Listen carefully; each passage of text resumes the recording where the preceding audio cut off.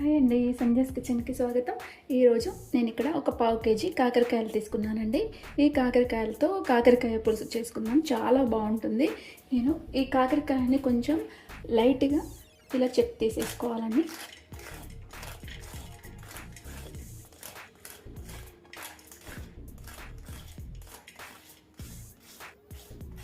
చూడండి, ఈ విధంగా తీసేసుకోవాలి. ఇప్పుడు మీద ఇలా చెక్కు తీసుకున్నాం కదా, ఇప్పుడు ఇలా రౌండ్గా కట్ చేసుకోవాలి. మరీ సన్నగా కట్ చేసుకోకూడదు. చూడండి, ఈ విధంగా ఉంటే సరిపోతుంది. అన్నీ కూడా ఇదే విధంగా కట్ చేసుకొని తీసుకోవాలి.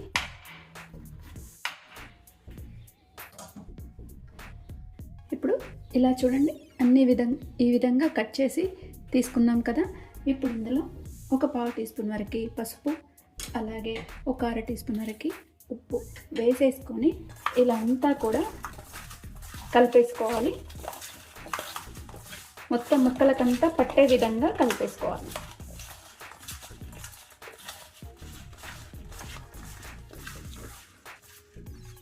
ఇలా కలుపుకున్న తర్వాత అరగంట సేపు నానబెట్టుకోవాలి. ఇప్పుడు చింతపండు తీసుకోవాలండి. ఇలా కొంచెం నిమ్మకాయ సైజ్ అయిన దీన్ని ఒకసారి 2 సార్లు కడిగి తీసుకుందాము.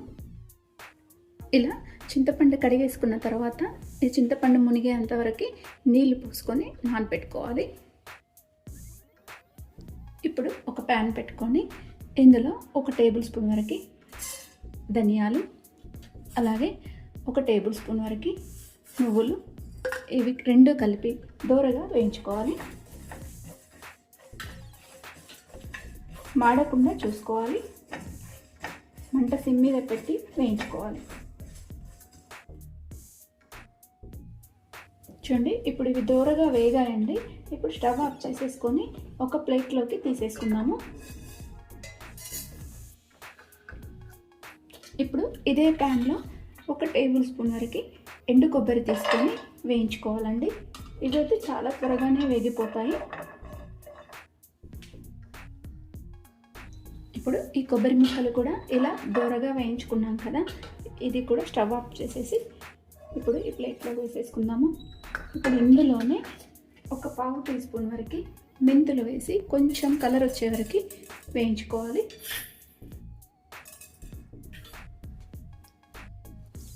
ఈ మెంతులు కూడా ఇప్పుడు వేగాయండి. చూడండి, ఇలా మంచి కలర్ వచ్చాయి కదా, ఇందులోకి తీసేసుకొని ఇవి చల్లబరుచుకోవాలి.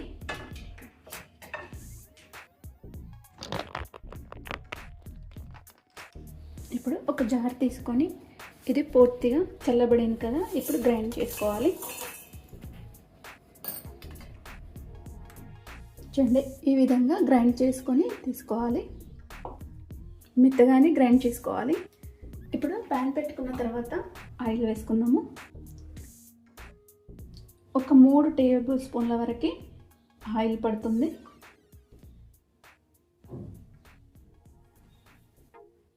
ఇప్పుడు ఆయిల్ కూడా వేడైపోయింది కదా, ఇందులో ఒక హాఫ్ టీ స్పూన్ వరకు ఆవాలు వేసుకుందాము.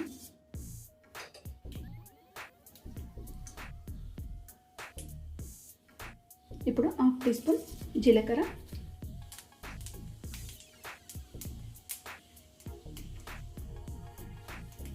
ఇప్పుడు ఆవాలు చిటపటమంటున్నాయి కదా, ఇక్కడ ఒక ఉల్లిపాయ కట్ చేసుకొని వేసుకుంటున్నాను.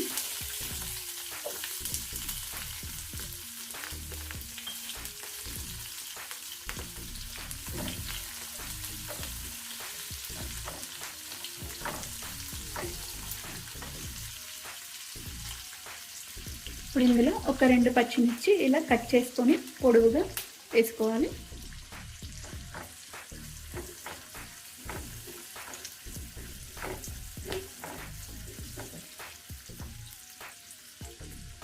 ఇప్పుడు ఇవి కొంచెం వేయించుకోవాలి. ఇవి ఇప్పుడు కొంచెం వేగాయి కదా, ఇందులో 1 టీ స్పూన్ వరకు అల్లం వెల్లుల్లి పేస్ట్ వేసుకోవాలండి. అల్లం వెల్లుల్లి పేస్ట్ వేసి కొంచెం వేయించుకోవాలి.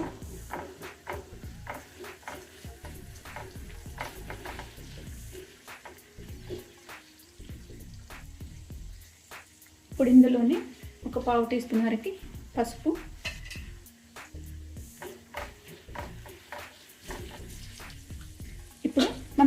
ముందుగా ఈ కాకరకాయలు నానబెట్టుకున్నాం కదా అరగంట పాటు, ఇలా నీళ్ళన్నీ ఇందులో నుంచి ఇలా పిండేసుకోవాలి. చూడండి ఇలా నీళ్ళు వస్తున్నాయి కదా, మొత్తం పూర్తిగా పిండేసి ఇందులో వేసేసుకోవాలి.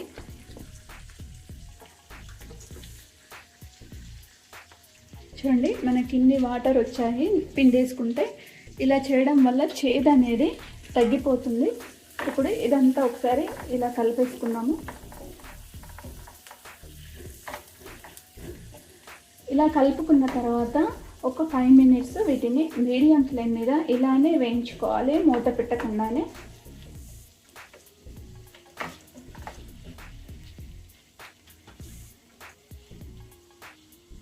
ఇప్పుడు ఒకసారి కలిపేసుకుందామండి. ఇలా మధ్య మధ్యలో కలుపుతూ ఉండాలి. ఇప్పుడు ఇందులో కొంచెం కరివేపాకు, అలాగే ఒక 1/2 టీ స్పూన్ వరకు ఇంగువ కలిపేసుకోవాలి. ఇలా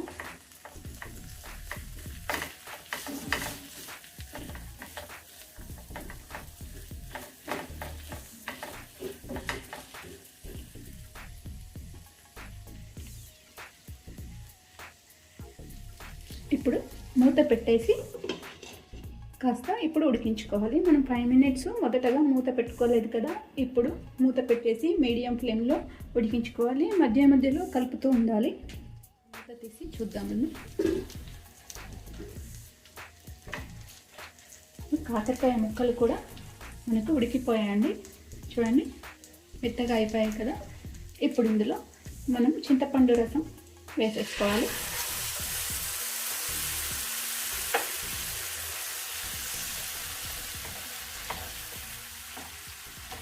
ఇలా చింతపండు రసం ఒకసారి వేసుకున్నాక ఇలా కలిపేసుకోవాలి.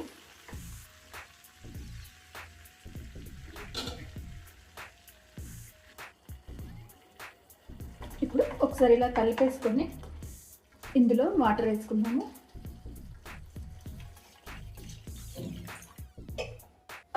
నాకు ఒక 1/2 గ్లాస్ వరకు వాటర్ వేసాను. చింతపండు పులుపుని బట్టి కూడా మనము కొంచెం ఎక్కువగా తక్కువగా వేసుకోవచ్చు. ఇప్పుడు ఇందులో వరకు కారం వేస్తున్నాను. మన రుచికి సరిపడినంత కారం వేసుకోవాలి.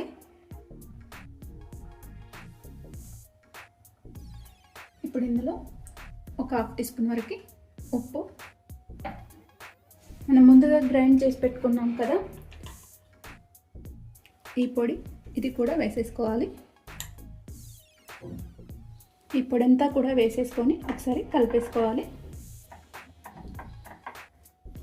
కలిపేసుకున్న తర్వాత ఒక 5 మినిట్స్ మనము దీన్ని ఉడికించుకోవాలి.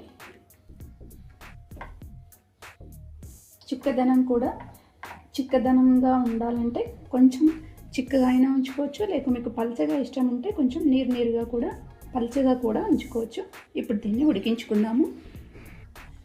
ఇప్పుడు ఒక 1/2 కప్పు వరకు బెల్లం వేసుకోవాలండి. బెల్లం కూడా టేస్ట్ని బట్టి వేసుకోవాలి.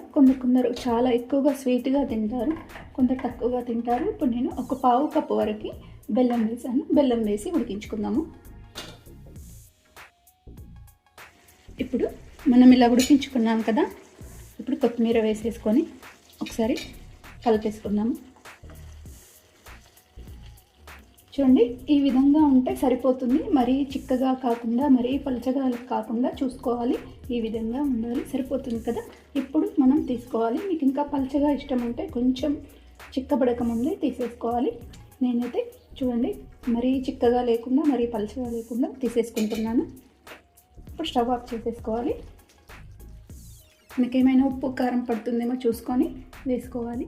ఇప్పుడు ఈ కర్రీని గిన్నెలోకి మార్చేసుకుందాము. మనకి పులుసు అనేది బాగా పల్చగా ఉంటే కూడా బాగుండదండి. కరెక్ట్గా ఈ విధంగా ఉంటే సరిపోతుంది. టేస్ట్ మాత్రం చాలా బాగుంటుందండి. మన నువ్వుల పొడి, ధనియాలు వేసాం కదా, దీనితో చాలా మంచి టేస్ట్ అయితే వస్తుంది. మళ్ళీ చాలా సింపుల్గా కూడా చేసుకోవచ్చండి. మీరు కూడా ఈ రెసిపీని మీరు కూడా ఇంట్లో ట్రై చేయండి. అలాగే లైక్ చేయండి, షేర్ చేయండి, నా ఛానల్ని సబ్స్క్రైబ్ చేయండి. Thanks for watching.